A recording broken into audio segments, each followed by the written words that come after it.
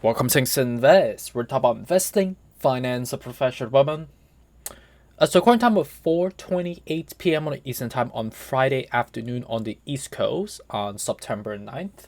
Ethereum $100,723, up about 5.5% so far. On the overall crypto market and the equity market on this Friday, we ended on a positive note, I would say. Across the spectrum, on the equity side, Dow Jones, S&P, Nasdaq are all up about respectively 1.5%. Russell's higher a little bit, up 2%. However, the VIX is seemingly dipping down, down 4% at closing. And if you look at across the spectrum, like what's really driving, the positivity today is due to lack thereof in terms of negative news. Well, that's number one. Secondly, if you look at the volume today, it seems like it has spiked up high. And if you look at the purchasing activity that we have seen, from BlackRock and obviously with ARK Invest, they have been quite active in the last 24, 48 hours so far, buying towards the weekend. And with that positive signal, and obviously buying pressure, public investors also chase in.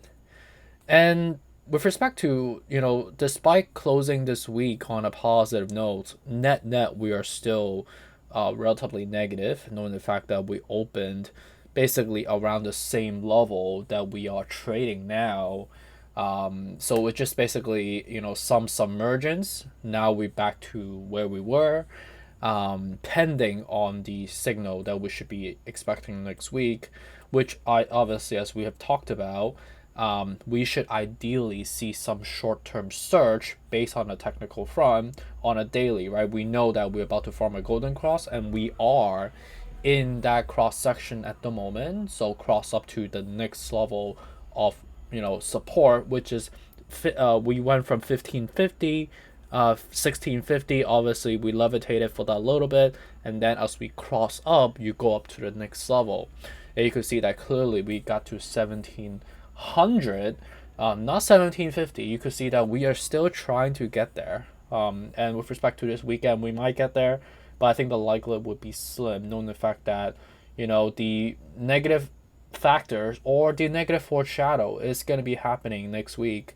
and it's going to be happening on the first, I would say the first half of the week, right, on the 13th and 14th, which is on a Tuesday and Wednesday, CPI report and PPI report. And I hope that compared to Wall Street expectation, we should ideally be aligned.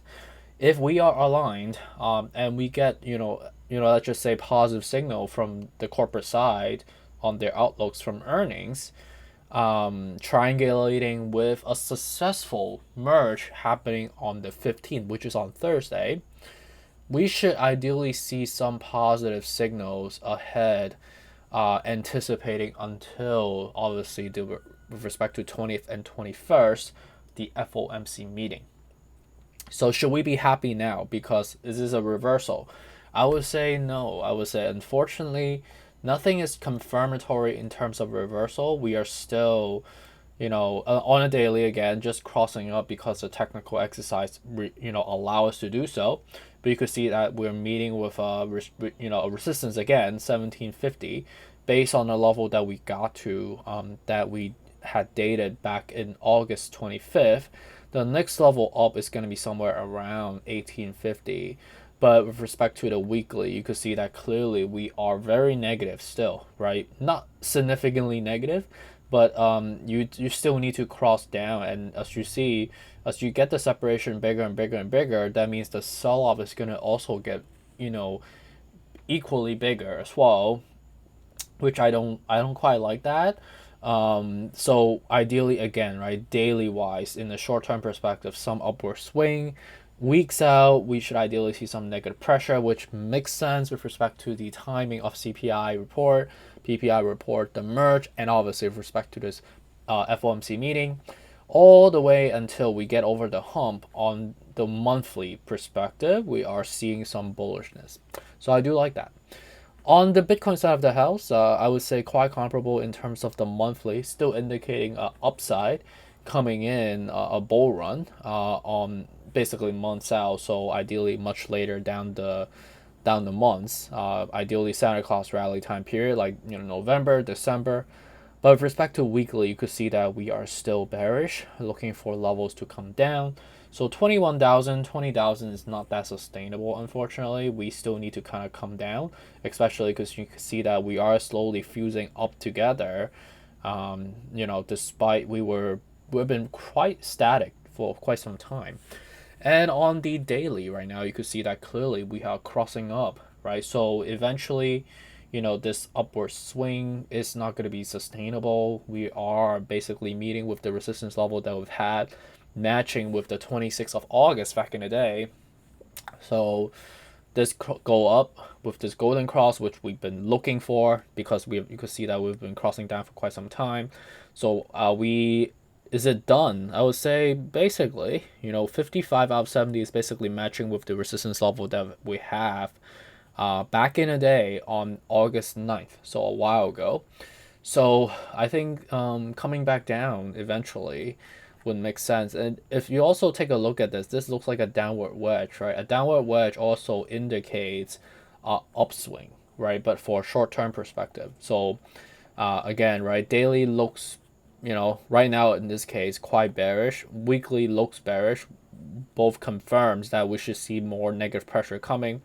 Months out should be bullish. Okay.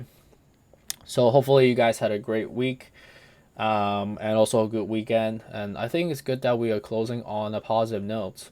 But this is definitely not I would say confirmatory, right? So I would still be very cautious about how you're gonna be approaching this going forward. This is I guess you could say a bear market bull run, which always looks quite robust. But in a technical perspective, and also with respect to the macro catalysts that we need to look out for, it doesn't look that promising to us so far. So I wouldn't be too happy yet. So with this pump, I think if you bought in earlier, makes sense to maybe take some profit off the table. Or if you are thinking about on a market perspective, maybe buying some put options coming up can be logical based on the setup that we're in right now. Okay. I mean, again, not investment advice. I'm just speaking what I'm speaking on what I'm seeing on the chart. But anyways, have a good weekend and I'll see you on the next one. Okay? Take care.